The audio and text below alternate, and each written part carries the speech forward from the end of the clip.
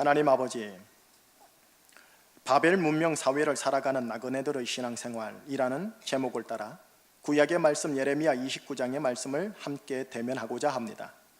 심령의 가난함으로 하나님의 말씀을 대면하겠사오니 우리의 지적으로 동의되게 하여 주옵시고, 정서적으로 합의되게 하여 주옵시고, 의지적으로 하나님 결단으로 행동과 순종으로 나아가는 자리 되게 하여 주옵소서. 무엇보다도 우리의 영을 깨우시고 우리의 영의 눈과 귀를 열어주셔서 영이시며 생명 되시는 하나님의 말씀이 우리 속에 들어와 말씀이 내가 되고 내가 말씀이 되어 말씀만이 남는 인생으로 한 사람 한 사람의 인생과 교회를 전체를 이끌어 주시옵소서.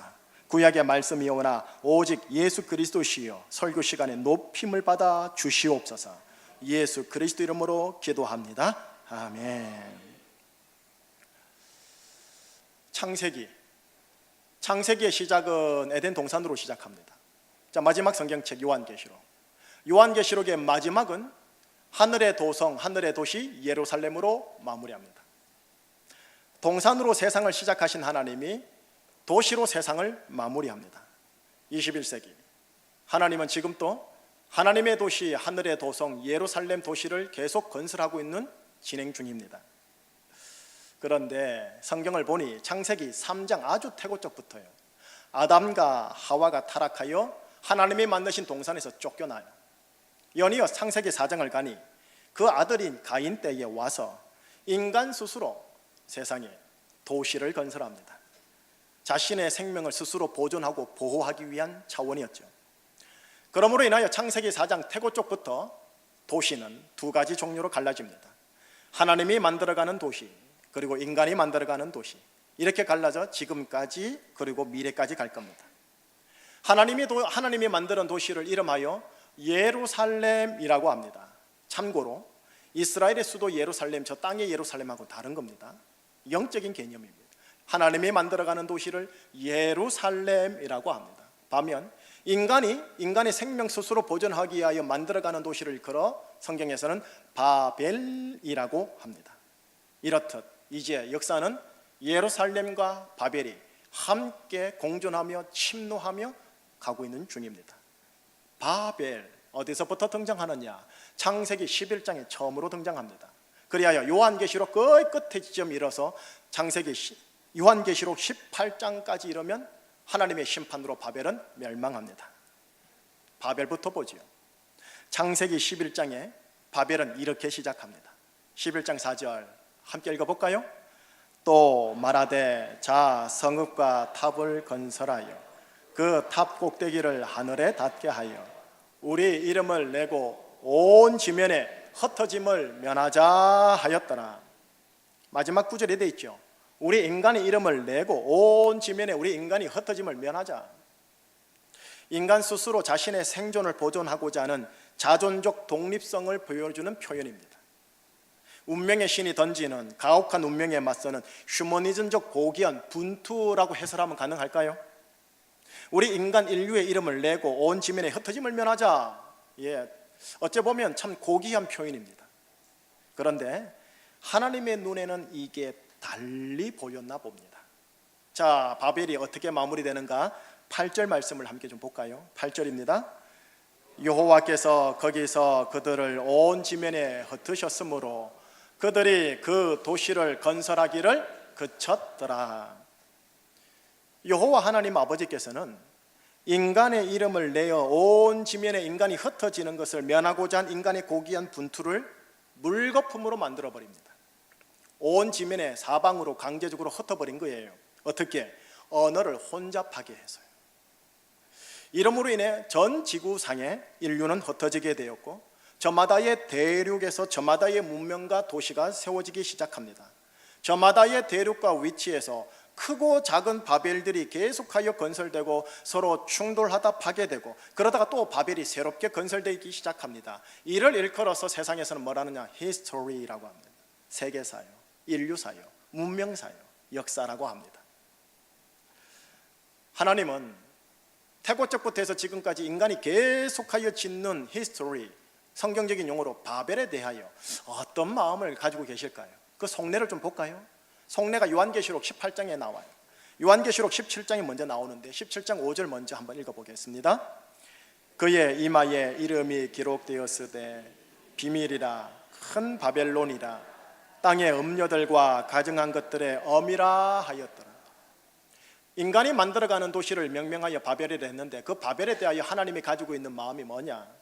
땅의 음료, 음란함을 얘기합니다. 땅의 음란함과 그 아증한 것들의 엄이 모태가 된다. 두 번째, 계시록 18장 2절 또 바벨론을 어떻게 표현하는가 보실까요?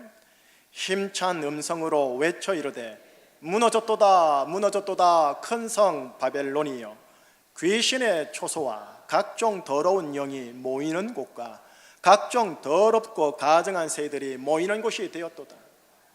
귀신의 초소요, 그리고 각종 더러운 영들이 모이는 곳이다. 더럽고 가증한 새들이 모인다. 이게 자연과학적인 그 새를 말하는 게, 조류를 말하는 게 아닙니다. 상징적 개념입니다.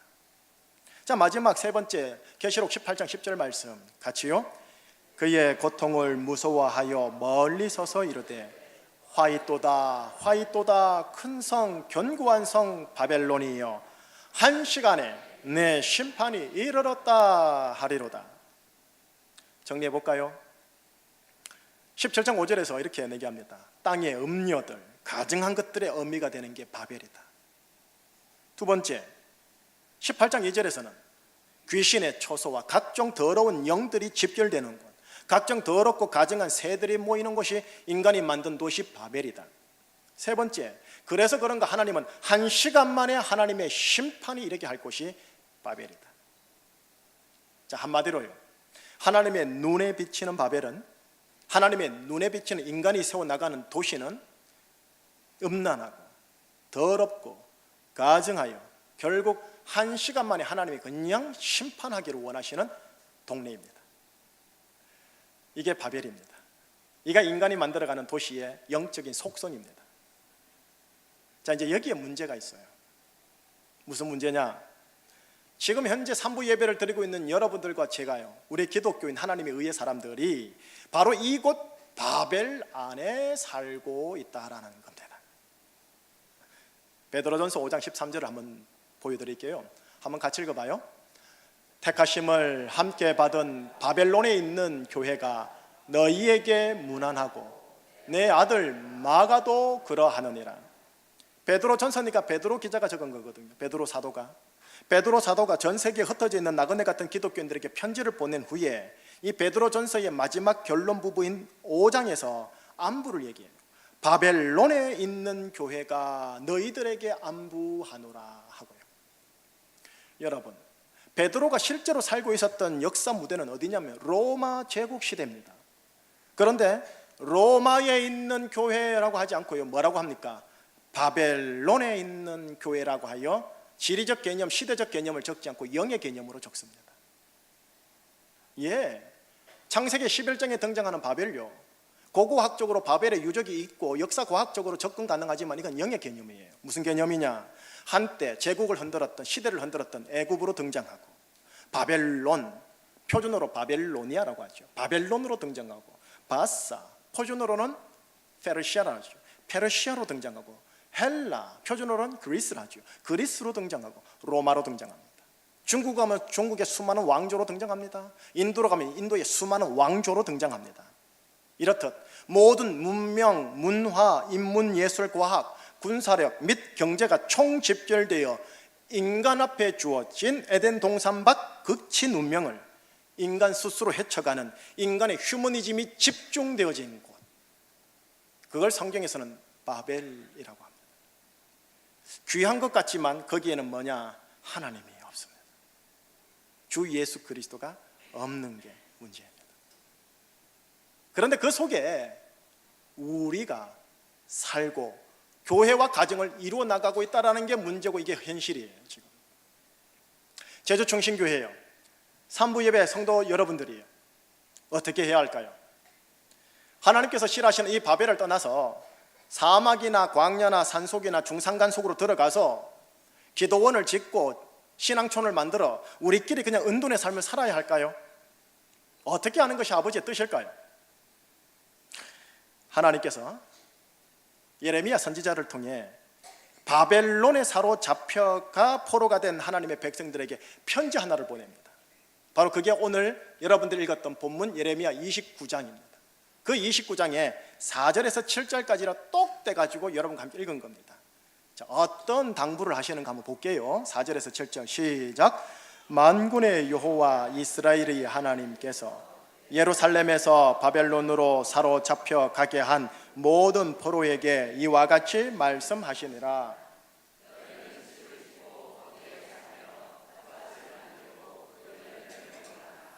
아내를 맞이하여 자녀를 낳으며 너희 아들이 아내를 맞이하며 너희 딸이 남편을 맞아 그들로 자녀를 낳게 하여 너희가 거기에서 번성하고 줄어들지 아니하게 하라.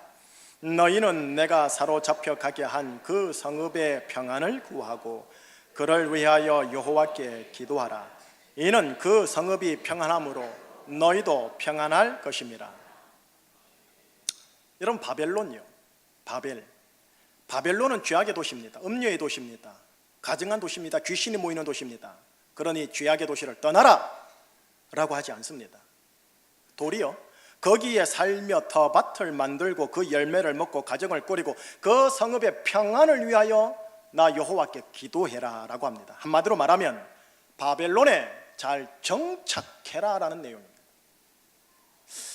요즘 유튜브를 보면 요상한 은사자들이나 목사들이 바벨을 떠나라는 유의 내용을 말씀하시던데 잘 분별하셔야 됩니다. 물론 분명히 기억하고 유념할 게 하나가 있습니다. 뭐냐? 우리가 잘 정착해야 할 이 바벨론은요, 또는 이 바벨은 조금 전 요한계시록에서 읽어서 확인한 것처럼 땅의 음란함과 가증한 것들의 어미요, 귀신의 초소요, 각종 더러운 영들이 모이는 곳이요, 그렇기에 하나님의 한 시간 만에 반드시 심판에 이르게 할 곳이라는 것은 분명합니다. 결국 하나님은 이 바벨에 대해 이중성의 마음을 가지고 있는 겁니다. 바벨에 잘 정착하는 것과 동시에 이 바벨은 하나님의 심판의 대상이 됨을 잊지 아니함, 이 이중성을 가지고 계신 거예요. 하니 하나님의 아들들 역시 바벨에 거하면서 바벨에 대해 하나님 아버지의 이 이중성의 마음을 취함이 옳지 않겠습니까? 지난주일 설교 혹시 기억나십니까? 지난주일 설교 살짝 언급하고 본론로 다시 들어갈게요. 지난주일 설교요, 바벨론을 멸망시킨 바사 제국의 고레스 왕은 바벨론에 사로잡혀가 포로가 된 하나님의 백성들에게 칙령을 내려요. 너희들은 예루살렘으로 돌아가 하나님의 성전을 지으라. 고레스 칙령. 그때 하나님께서 유다 포로 백성들의 영을 깨웁니다. 문명이 잘 발달된 바벨론 도시를 떠나 아무것도 없는 예루살렘 도시로 돌아가 그곳에 성전을 짓습니다. 여러분, 모든 유다 포로 백성들이 다 돌아간 게 아닙니다. 오직 하나님에 의해 그 영이 깨어난 유다 포로 백성들만 하나님의 세우신 도시 예루살렘 도시로 되돌아갑니다. 나머지는요, 바벨 여기가 좋사오니, 여기가 좋사오니 하며 바벨에 남은 경우이죠. 그게 지난주 설교 내용이었습니다. 하나님이 허락하신 기간 동안 이 바벨에 잘 정착하는 것 신자의 자세입니다. 그러나 동시에 바벨이 내 고향이 아님을 늘 의식하는 것, 이거 신자들의 자세입니다. 오늘날 이 시대요, 대한민국의 문화와 문명과 모든 이기, 제주사회가 우리에게 주는 모든 문화와 문명과 대중문화와 모든 이기, 모든 좋은 것들에 대하여 취할 자세가 지금 바로 이 이중적 자세입니다.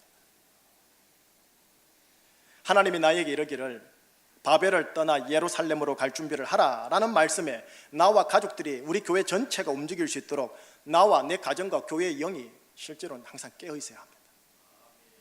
제가 이거 놓고 기도를 참으로 많이 해요. 하나님, 우리 교우들의 영을 깨워 주시옵소서. 바벨에 살면서요, 지금 우리가 살고 있지 않습니까? 바벨에 살면서 하나님, 여기가 좋사오니 여기에서 영원히 초막둘을 지어 하나는 나를 위해 하나는 자식을 위해 영원토록 지어 살게 하여 주소서라고 하시면, 또 여기에서만 멈추신다면 여러분들과 저는 친바벨의 유다인, 친바벨의 기독교인이 됩니다. 하나님께서 요한계시록을 통해 바벨은 반드시 한 시간 만에 심판받을 거다 했거든요. 이 바벨의 심판과 관련하여 우리 성도들에게, 우리 사도들에게 한 말이 있어요. 계시록 18장 20절을 보여드릴게요. 한번 같이 읽어봅시다. 하늘과 성도들과 사도들과 선지자들아, 그로 말미암아 즐거워하라. 하나님이 너희를 위하여 그에게 심판을 행하셨습니다. 그에게 심판을 행하였다 할 때 그가 바벨을 말합니다. 바벨에게 심판을 행하였으니 너희는 그로 말미암아 즐거워하여라. 성도들아, 사도들아, 선지자들아. 우리가 여기 잘 정착하며 사는데 이것이 심판받고 멸망했다고 우리 보고 뭐래요? 즐거워해라. 무슨 말? 이 18장 20절 다음 구절인 24절에 그 이유를 설명합니다. 24절 같이 읽어볼까요? 선지자들과 성도들과 및 땅 위에서 죽임을 당한 모든 자의 피가 그 성중에서 발견되었느니라 하더라. 하나님은 우리가 보지 못하는 것을 보는 분입니다. 바벨의 화려한 거치장 이면에 숨겨진 진실을 보신 거예요. 바로 그 바벨의 도시에는 신자들의 피 흘림과 죽임을 당한 모든 자, 곧 사회적 약자들의 피 흘림이 발견되는 곳, 그게 바벨입니다. 바로 이것이 교회와 신자들이 거처하고 있는 대한민국과 모든 세상을 향한 하나님의 한 시각입니다. 그런데 바로 이곳에 오늘 본문을 통해 하나님이 말씀하시기를 교회와 신자들은 이곳에 잘 정착해야 한다고 얘기합니다. 이곳의 평안함을 위하여 나 여호와께 기도하여라 라고 합니다. 그러면서도 늘 긴장 가운데 의식해야 할 것은 지금 내가 잘 정착하는 이곳 바벨은 하나님의 눈에는 가증한 것이요, 더러운 곳이요, 피 흘림 있는 곳이요, 그렇게 하나님이 한 시간 만에 처단할 곳이라는 겁니다. 그리고 우리는 누구냐? 하나님이 세우는 도시 예루살렘을 지향해야 하는 나그네로 이 바벨을 가고 있다라는 겁니다. 그래서요, 바벨은 땅을 말합니다.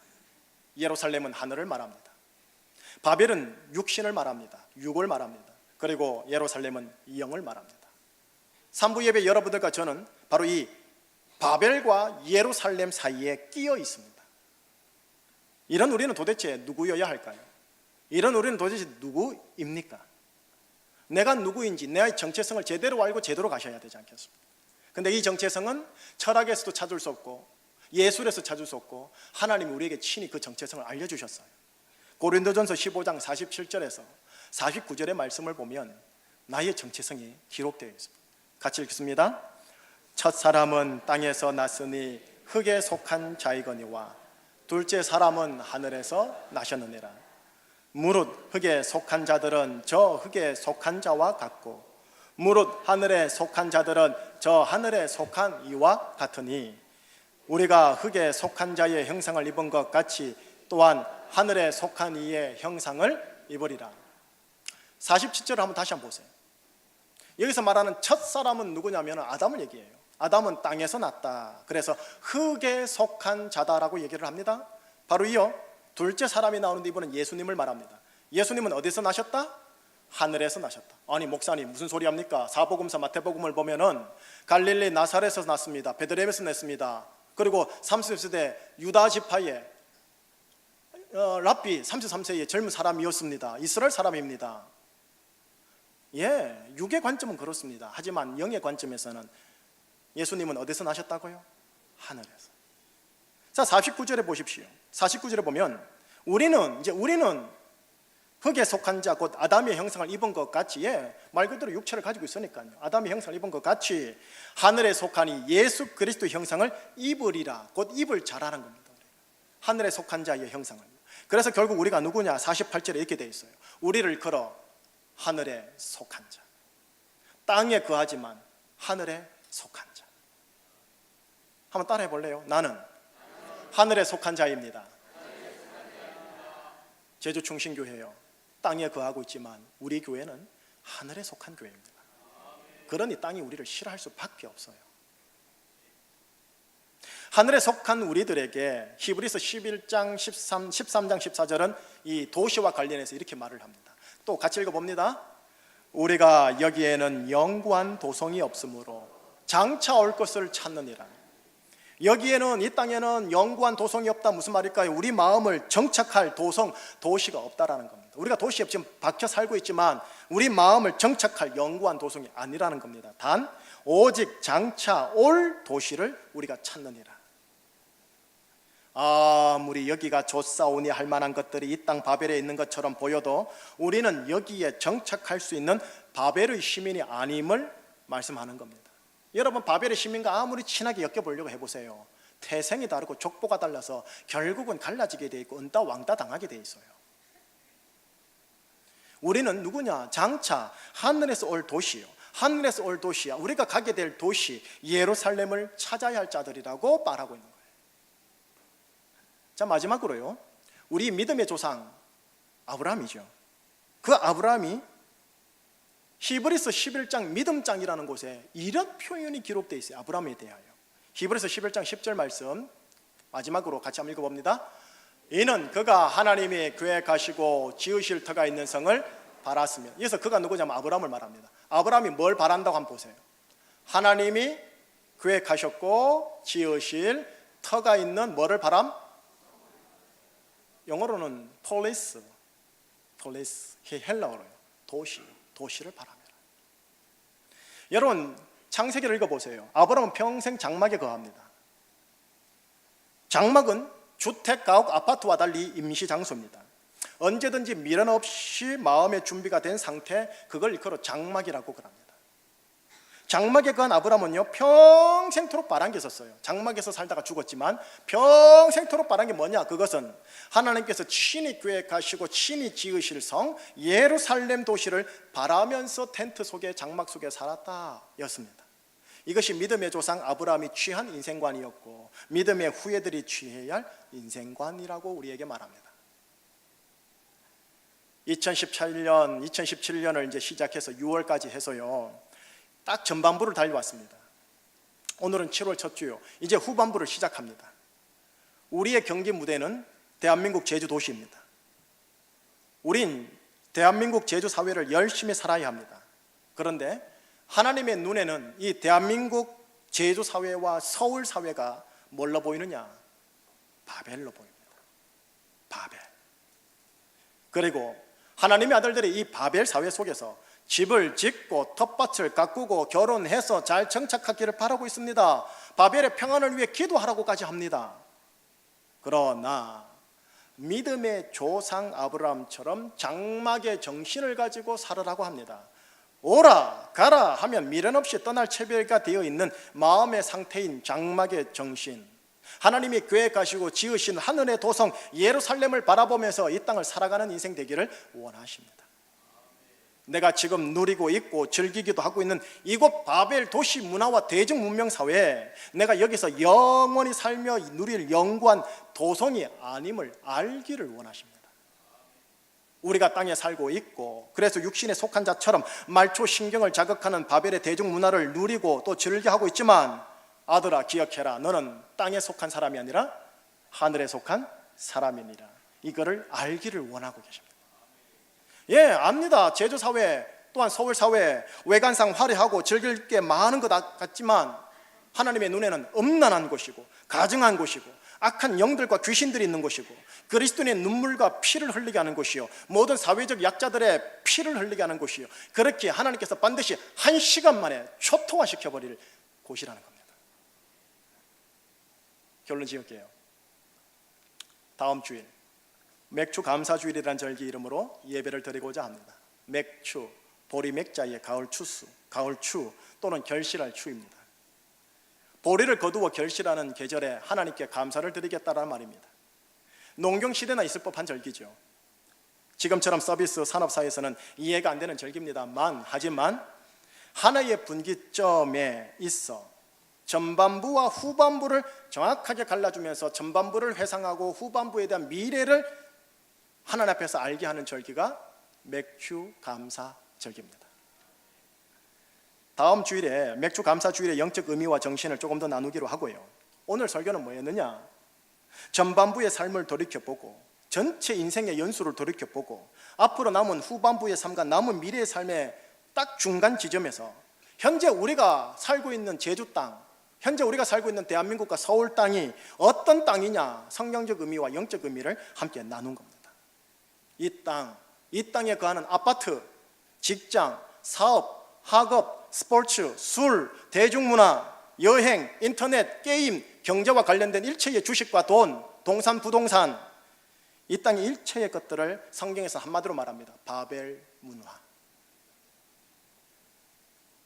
이 바벨이 우리를 괴롭게 하기도 하지만, 스트레스를 주기도 하지만, 육신적으로 참으로 즐겁게 해주기도 하고, 야, 인생 사는 게 이런 거구나, 인생 사는 맛도 제공해 주는 것 인정합니다. 하오나 성경에는 이거를 바벨이라고 합니다. 바벨 문명 사회. 우리가 이곳에 잘 정착해야 합니다. 텃밭을 가꾸고 집도 짓고 가정을 꾸려야 됩니다. 이곳의 평안을 위하여 기도해야 합니다. 잘 정착해야 하지만 미련 없이 떨쳐버릴 수 있어야 할 위험한 것들이 상당히 많은 동네가 이 동네입니다.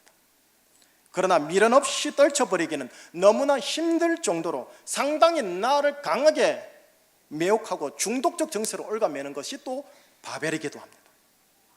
미래 세대, 다음 세대, 우리보다 더 그런 것 같아요. 완전히 임박혀 있어요, 땅에. 그래서 그런가요? 모든 크리스천들의 무의식 속에 여기가 좋사오니 여기에 장막을 확장시켜 주소서라는 무의식적인 소망과 마음이 우리 속에 실은 다 깔려 있습니다. 이곳 바벨 문명 사회에서 2017년 후반부의 인생을 우리는 이제 새롭게 시작합니다. 목사는 여러분을 위해 무엇을 위해 기도하며 어떻게 목회를 해야 할까요? 어떤 목회를 해야 하나님 앞에서 잘하였도다 착하고 충성된 종아 라는 이 소리를 마지막 날에 제가 들을 수 있을까요? 올해 후반부 여러분의 바벨의 지경과 울타리가 마냥 확장되고 번창하기만을 위해 그냥 축복 기도만 해야 하는 것일까요? 또 바벨론에 포로된 유다 백성들 같은 여러분들의 신앙생활의 자세와 기도는 정녕 무엇이어야 심판대 앞에서 가라지가 아닌 알곡이라는 소리를 들을 수 있을까요? 이렇게 해보면 어떨까요? 내가 살아온 인생의 연수요, 평생의 연수와 올해 전반부까지 하나님이 나한테 주신 바벨의 환경과 조건에 대하여 감사해 보는 겁니다. 그러나 이 감사와 더불어 바벨의 마지막의 심판을 늘 기억하는 가운데 이 바벨을 향한 내 안의 묘한 욕심으로 인한 미련과 집착을 조심해야 합니다. 왜? 이게 바벨을 향한 탐심의 우상 숭배가 되니까. 여러분, 구약시대 때 우상 숭배는 초동적 우상 숭배라고 그래요. 뭡니까? 돌 앞에 놓고 우상 앞에 놓고 절하는. 오늘날 기독교인데 그렇게 하는 사람 아무도 없어요. 이 시대는 고동적 우상 숭배예요. 뭐예요? 바벨을 향한 탐심의 우상 숭배에 다 엮여져 있어요. 목사든 장로든 권사든 집사든 어찌 보면 살짝 엮여져 있는지도 몰라요. 바벨 속에서 부족한 것도 있으니까요. 이해가 됩니다. 그러니 여러분, 하나님 이것을 주시옵소서, 저것을 주시옵소서 라는 간구 자세도 우리는 가져야 합니다. 무조건 금욕주의 청빈이 아닙니다. 청부입니다. 그리스도 안에서 주시는 형통을 누리셔야죠. 그러나 하나님 이것을 주소서 저것을 주소서 하는 간구 자세와 더불어 이 바벨의 부족한 것들에 대해서 자유한 마음, 자족한 마음을 가져야 합니다. 왜요? 바벨을 향한 탐심의 우상 숭배에서 나를 이걸 지켜주니까. 바벨 속에서 집을 짓고 텃밭을 가꾸고 가정을 꾸림으로 열심히 사는 바벨 정착을 향한 부지런함, 열심, 다른 세상보다 더 열심히 하셔야 합니다. 그러나 이 열심과 더불어 이 땅이 다가 아니지, 내가 정녕 가야 할 곳이 따로 있지 하는 아브라함이 지녔던 장막 정신, 나그네 정신을 가지셔야 합니다. 그래서 주님이 부르시면 미련 없이 땅의 것을 정리하고 송별잔치 잘하고 할렐루야 다음에 보자 하고 가셔야 합니다. 나이는 언제 부를지 모르지만요, 결국요 바벨을 향한 자세는 두 자세입니다. 두 자세예요. 크게요, 바벨을 향한 신앙생활의 자세가 있어요. 바벨을 향한 신앙생활의 자세. 두 번째는 바벨을 뛰어넘는 신앙생활의 자세가 있어요. 크게 두 가지 자세예요. 바벨을 향한 자세, 바벨을 뛰어넘는 자세. 우선요, 바벨을 향한 신앙생활의 자세는 다시 세 가지로 갈라져요. 첫 번째가 뭐냐? 하나님께서 지금 현재 나한테 주신 바벨 조건과 환경에 대한 진정한 감사예요. 그러면서 부족한 것에 대해서는 바벨의 부족한 것에 대하여 하나님 이것도 필요합니다 하고 솔직하게 간구함으로써 얻는 거예요. 그리고 세 번째는 그 누구보다도 하나님이 주신 바벨에 정착함에 있어서 텃밭을 가꾸고 가정을 꾸려나가는 열심을 최선을 다하십시오. 이거 빨리 주고 천국 가야지 하면 안 돼요. 알아서 주님이 데려가시니까. 이게 바벨을 향한 신앙생활의 자세. 그러나 이것만 가지면 안 돼요. 이건 어느 정도 하는 것 같아요. 우리 기독교인들이 어느 정도 해요. 근데 바벨을 뛰어넘는 신앙생활의 자세가 있어요. 그게 또 두 가지로 나눠져요. 바벨을 향한 탐심으로 인한 우상 숭배 조심해야 됩니다. 이게 참 구체적으로 뭐다라고 말하기가 좀 머쓱해서 그렇지 가만히 보면 성도들 거의 다 걸려 있어요. 여기 안 걸리기 위해서는 어떻게 하느냐? 자유한 마음과 부족한 것에 대한 자족한 마음을 가져야 우상 숭배와 엮이지 않습니다.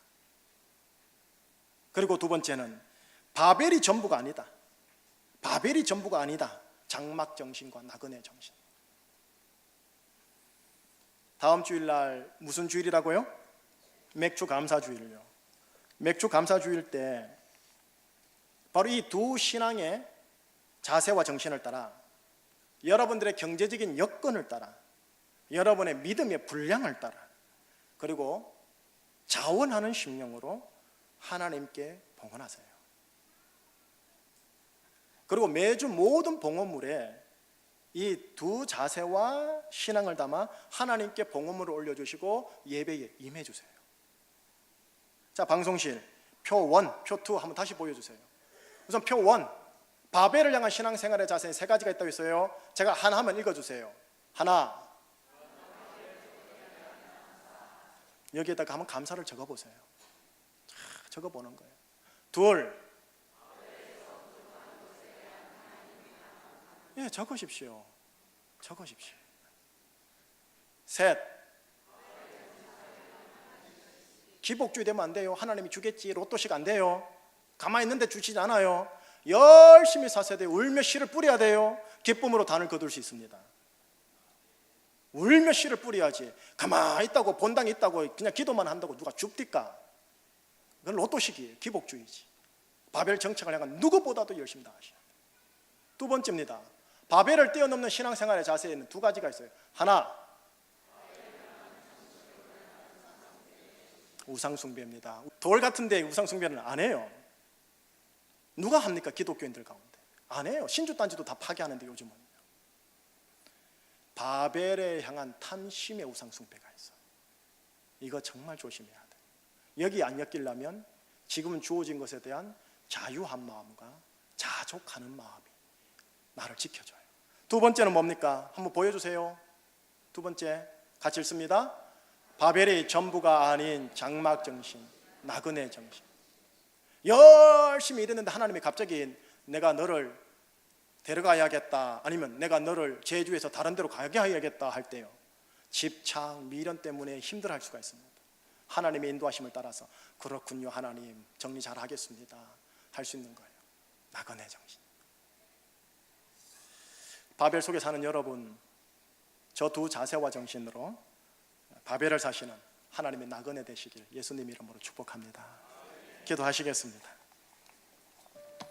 하나님 아버지, 하나님의 아들 독생자 예수 그리스도의 십자가의 보혈의 흘림으로, 그리고 우리가 그것을 전폭적으로 믿음으로 말미암아 너는 내 아들이다, 너는 내 딸이다 하여 주심에 감사합니다. 그러므로 우리는 아담에서 시작되었지만 하늘에 속한 자가 되게 하여 주셔서 감사합니다.